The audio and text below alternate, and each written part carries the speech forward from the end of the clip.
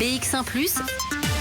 L'invité de Fabrice Grosfilet. Voilà, notre invité politique aujourd'hui, c'est Gilles Van Den Burg, qui est chef de groupe écolo à la Chambre, donc au Parlement fédéral. On va revenir évidemment avec vous sur tous les débats autour de la nomination d'Issa Haouach et sur notamment des déclarations de Jean-Marc Nollet ce matin, ciblant très précisément Georges-Louis Boucher, le président du mouvement réformateur, qu'il accuse d'avoir répandu de fausses informations vis-à-vis des journalistes. Est-ce que Jean-Marc Nollet n'y va pas un petit peu fort ?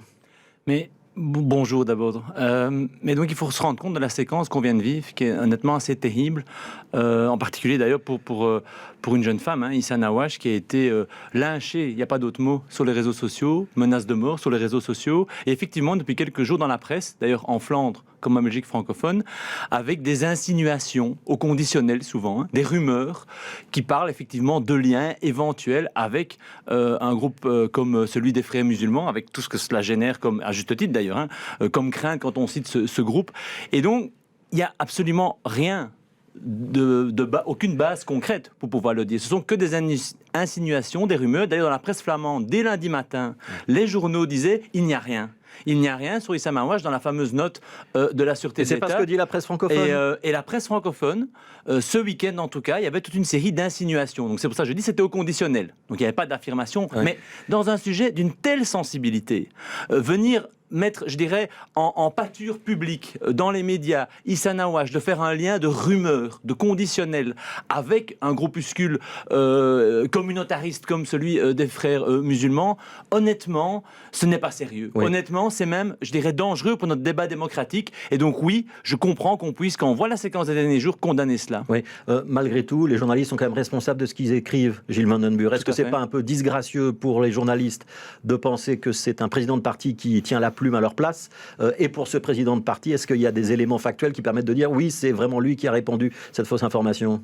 En tout cas, ce que nous disons, c'est qu'effectivement, on voit bien le rôle qu'a joué en particulier Georges-Louis Boucher dans l'ensemble de cette séquence depuis le début. Ça n'est pas quelques jours depuis le début où effectivement il jette de l'huile sur le feu, sur les réseaux sociaux, dans la presse, par rapport à cette femme, Issa Haouach, et vraiment cette manière de faire de la politique. On peut avoir des différences de fond, on peut penser des choses différentes quand on est dans des partis différents, c'est normal, c'est la démocratie. Mais la manière dont a été traitée Issa Haouach dans le débat public, par contre, celle-là, elle est inacceptable. Et c'est là-dessus que nous souhaitons effectivement nous lever et dire ça ne va pas. Cette méthode de débattre, ça ne va pas, et nous nous y opposons. Est-ce que cibler Georges-Louis Boucher et en faire une question personnelle et une querelle de président de parti à président de parti, c'est pas un peu dévier le débat ? Mais à un moment, il faut répondre. Je veux dire, on ne peut pas se laisser traîner comme dans cette méthode que je disais, que je dénonce vraiment, sans répondre. Et je pense que Jean-Marc Nollet, effectivement, a eu des mots forts à votre micro ce matin.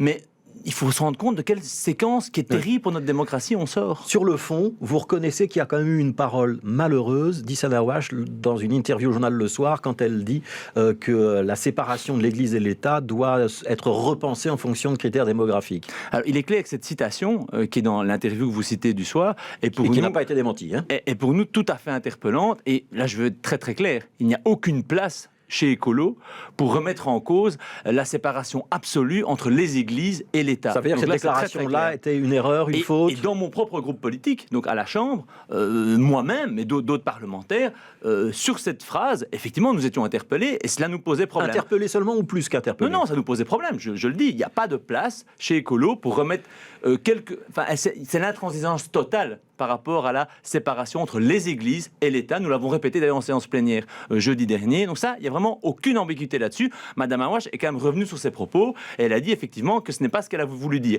Mais sur la phrase que vous pointez, effectivement, nous avions aussi des interrogations et nous ne sommes pas du tout en phase avec ce type de déclaration, mais qu'elle a, je répète et je précise, démenti par la suite. C'était une bonne nomination, Issa Haouach, comme commissaire de gouvernement à l'Institut pour l'égalité entre les hommes et les femmes, sur le fond?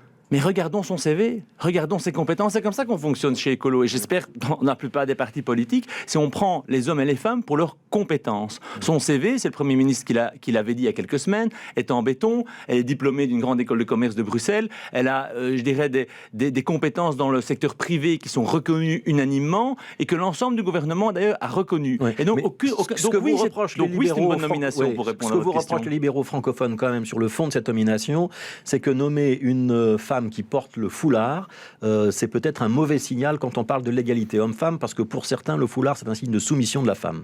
Mais c'est évidemment là que certains ont une difficulté. Vous avez mentionné les libéraux francophones. Moi, je tiens à dire qu'il y a plusieurs éléments. Premièrement, chez Écolo, clairement, dans notre vision de société, quand une personne est compétente et qu'effectivement son CV parle pour elle et son expérience, eh bien oui, le fait qu'après le processus de sélection, ce soit Issa Naouache qui soit retenue, il se fait qu'elle porte un foulard, pour nous, ce n'est pas un facteur bloquant aujourd'hui en Belgique au XXIe siècle, quand ce n'est pas une fonction effectivement d'autorité et dont la loi demande qu'il y ait une neutralité d'apparence. Ce n'est pas le cas pour commissaire de gouvernement. Donc dans notre vision de la société, être compétent et avoir un signe extérieur convictionnel n'est pas un facteur bloquant pour avoir une fonction à responsabilité. Ça, c'est la première chose. Et la deuxième chose, moi j'en ai beaucoup discuté aussi avec les collègues au sein de la majorité fédérale, en particulier les collègues flamands, en particulier les libéraux flamands du VLD, mais du CDNV aussi, du SPA. Depuis le début de ce débat, ils ouvrent des grands yeux. Qu'est-ce que ça veut dire pour eux? Ce débat-là n'a pas de sens parce qu'ils pratiquent la même chose en Flandre, dans les villes, dans les organismes flamands. Si une personne est compétente, pour eux, il n'y a aucune difficulté.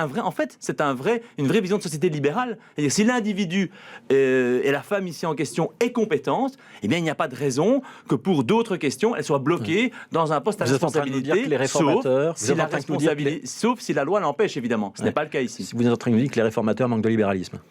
Ah, sur ce dossier-là, oui. Totalement. Ce sont devenus en fait des conservateurs. Les libéraux flamands, moi j'en ai parlé avec Alexander De Croo, j'en ai même parlé avec Herbert Lacarte. Avant la citation de l'article du SOA, où là évidemment, unanimement, on était interloqués à juste titre, je vous l'ai dit. Mais avant cela, c'était vraiment pour eux un non-événement. Et d'ailleurs, une dernière précision importante. Avant que le débat sur le voile, de manière d'ailleurs plus générale, vienne sur la place publique dans les médias, il y avait déjà eu des réunions du conseil d'administration de l'Institut d'égalité hommes-femmes avec Issa Naouache. Et ça n'avait posé aucun problème, aucun commentaire de personne, d'aucun parti politique. Donc oui, pour nous, il y a un jeu électoraliste nauséabond autour de ce dossier. Vous avez parlé d'Alexander De Croo. Est-ce qu'il n'aurait pas dû retarder de quelques minutes son intervention à la Chambre jeudi, quand on apprend qu'il avait ce fameux rapport de la Sûreté de l'État en possession jeudi avant d'entrer en séance, mais qu'il n'a pas pris le temps de le lire avant de répondre aux questions des parlementaires? Mais donc il a répondu hier en commission parlementaire. Il a dit qu'effectivement, il avait reçu cette note en fait du ministre de la Justice, parce que c'est le ministre de la Justice qui est compétent pour la sûreté de l'État.